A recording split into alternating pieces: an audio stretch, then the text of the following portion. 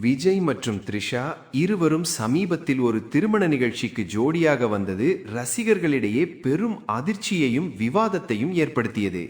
இது குறித்து பல பிரபலங்களும் சமூக வலைதளங்களில் தங்கள் கருத்துக்களை பகிர்ந்து வருகிறார்கள். இந்த நிலையில் 2015ஆம் ஆண்டு நடிகை த்ரிஷாவுக்கு நடந்த நிச்சயதார்த்தம் ஏன் நின்று போனது என்ற பழைய விஷயம் மீண்டும் இணையத்தில் வைரலாகி வருகிறது.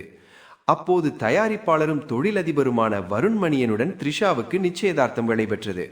அந்த நிச்சயதார்த்த புகைப்படங்களையும் அவர் தனது சமூக வலைதளங்களில் பகிர்ந்திருந்தார்.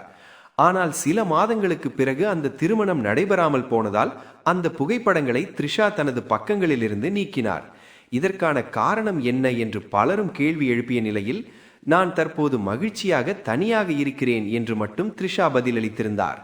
பின்னர் ஒரு பேட்டியில் இது பற்றி திறந்த மனதுடன் பேசிய த்ரிஷா, திருமணம் செய்ய இருந்த நபர் தன்னுடைய நடிப்பு வாழ்க்கையை நிறுத்த வேண்டும் என்று கேட்டதாக கூறினார். ஆனால் சினிமாதான் தன்னுடைய வாழ்க்கை, அதை விட முடியாது என்று தெளிவாக தெரிவித்ததாகவும் கூறினார்.